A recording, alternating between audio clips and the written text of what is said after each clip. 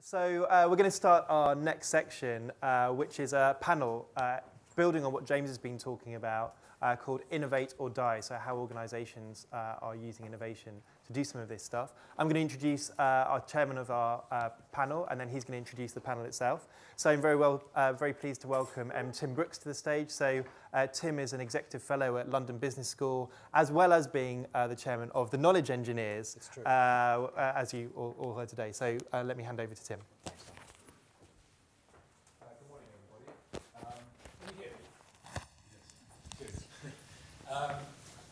Welcome to the second session. Before I get into that, we forgot a bit of housekeeping which may have been irking you during the first session, which is the password for the Wi-Fi network.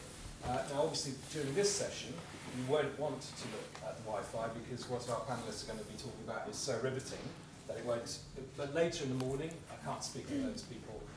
Anyway, the network you want to select is the altitude network, which will show itself to you, and the password is 3 numerals, 360, capital L, London, all one word, 360 London, okay, if you want to access the Wi-Fi. I thought it was great that James told us that Larry Page had worked out the plan for Google Books.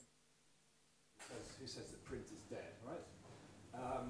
But I thought what was interesting, and I thought I particularly enjoyed the question from Alex, whoever he may be, about how Google innovates, because we heard some really interesting examples of innovation, I think, there from James.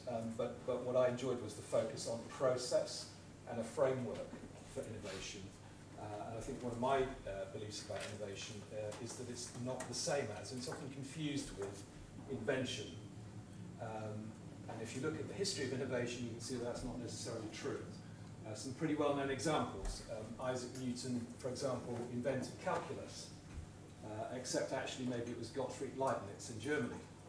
And that was in the 17th century, and they had no way of sharing their work. They literally worked completely in isolation and happened to come up with a whole new branch of mathematics independently in more or less the same year, such that Newton, later in his life, decided he was going to sue Leibniz for plagiarism. So IP was a big deal even in the 17th century, but was persuaded not to. And the point is that knowledge had just reached a moment in history where people looking at the same problems from different perspectives were going to come up with similar answers. There's a very famous example, I think, in this country, which some of you may be familiar with, which is the theory of evolution. Everyone knows it was Charles Darwin, right? It was a college at Cambridge, called Darwin College, Cambridge, as a result. But actually, some of you may know this story, he received a letter from a biologist called Alfred Russel Wallace, who was a bit of a fan of Darwin. And in that letter, Alfred Russel Wallace set out the theory of evolution, basically, which he'd come up with on his own. Darwin had come up with it some years previously, but it was just sitting in unwritten manuscripts in his desk. And Darwin thought, shit, this guy's got all my ideas, I'd better get my book out to market, which he did. And of course, because it was such a beautifully written book, and actually because Darwin's probably, at the end of the day, a greater thinker than Mr. Russel Wallace, it's Darwin that we associate with the theory. But the point was that knowledge had got to a stage where that theory was kind of waiting to happen because of all the work that had been done on the fossil record. Rather nearer in time, I guess a good example of somebody who was an innovator but not an inventor is dear old Bill Gates, if the Google contingent will forgive me for mentioning his name in this room. And of course, as most of you will know, the thing that founded the Microsoft fortune, the MS-DOS operating system, was not his invention or his idea. He bought it off a company called Seattle Computer Products, allegedly for $50,000, which was quite a good deal, it turns out. Rebranded it as an MS product, sold it to IBM, and the reason he got interested in that was, again, he could see that the personal computer and a simple operating system was going to be critical. And he backed his vision, and the interesting thing about backing his vision was he took that product and he could have sold the IP to IBM and walked away probably with quite a large amount of money. But he thought, no, because actually this is a good idea and other companies will want to copy this idea, so I'm going to hold on to the IP and I will license IBM's competitors.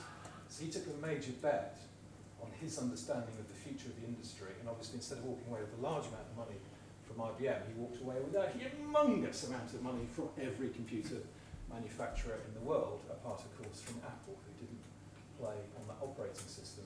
But again, it was just being in the right place at the right time as knowledge came together, and he had the brains to put those things together, piece them together, turn them into a successful business. It's not about invention.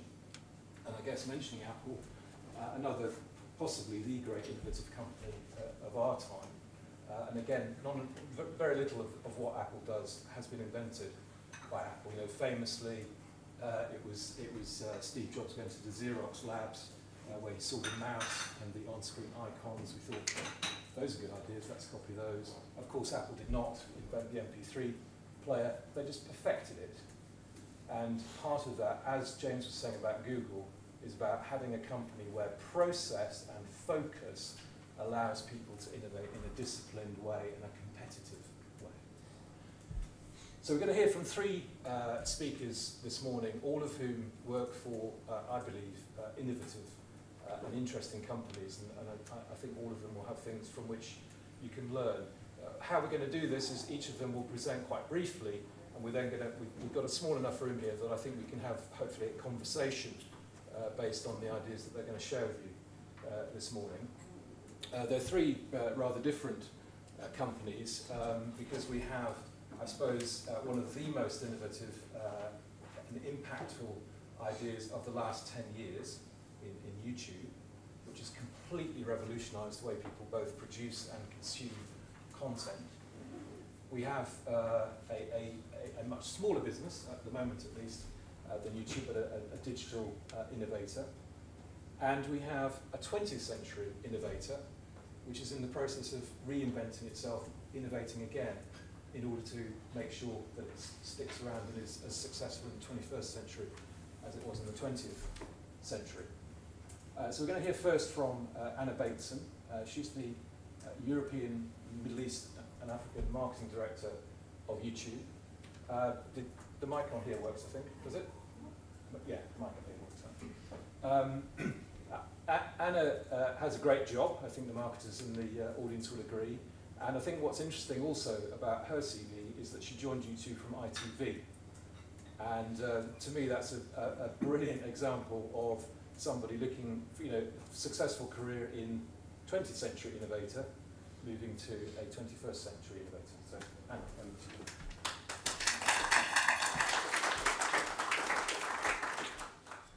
Do I have to click? We were asked to say a bit about ourselves.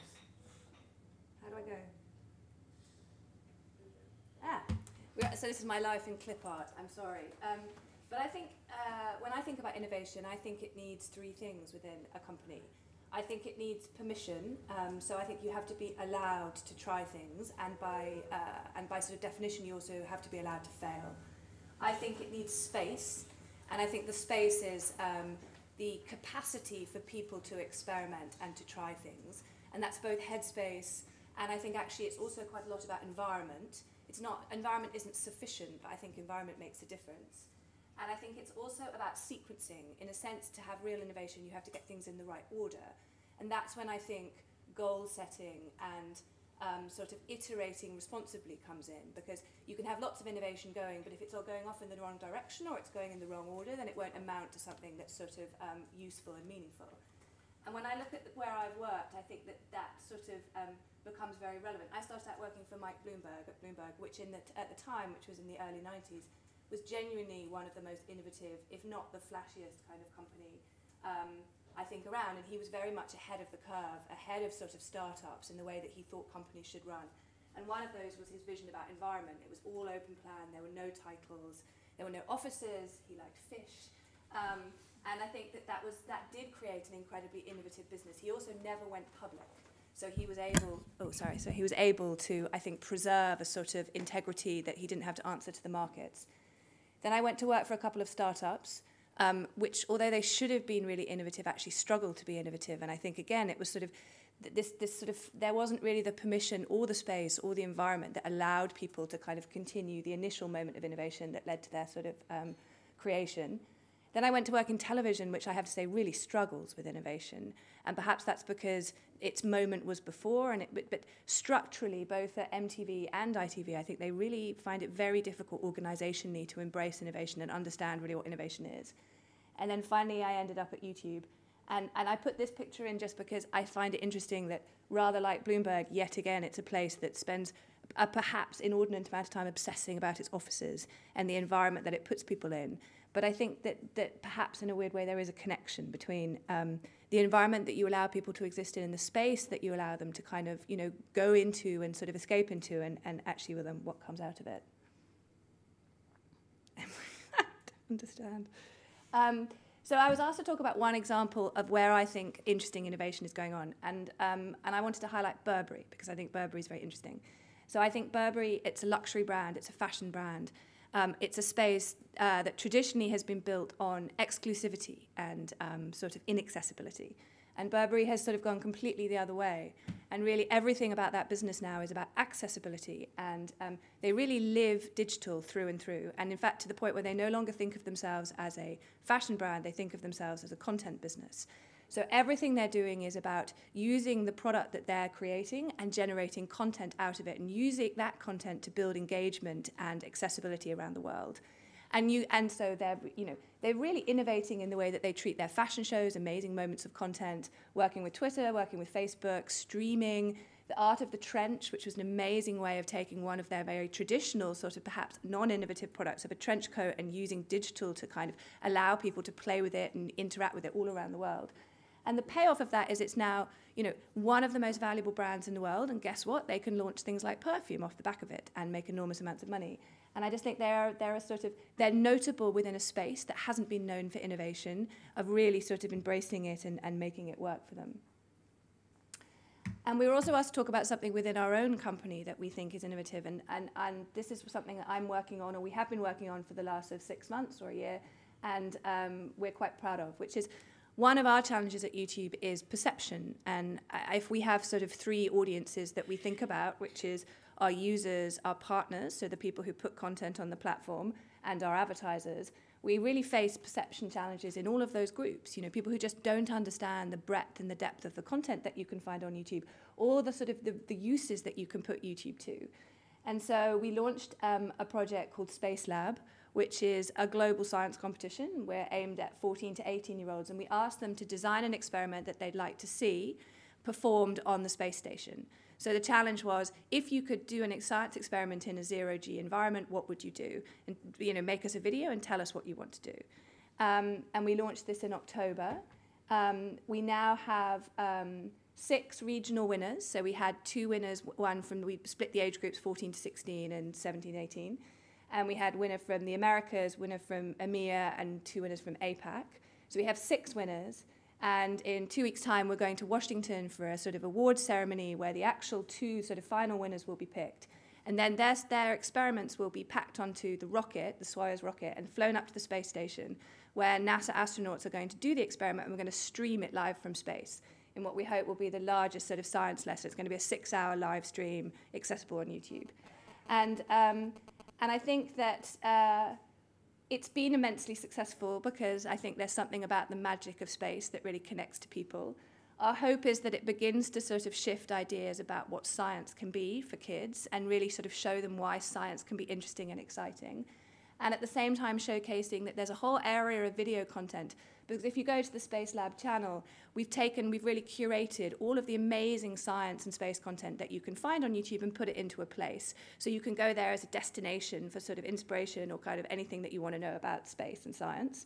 And really, we're just trying to showcase the power of video, the capacity of YouTube to kind of entertain so far beyond just sort of cats on skateboards, the kind of influence that it can have on education, and also the global reach that it can have, which is an incredibly powerful thing both for partners and for advertisers.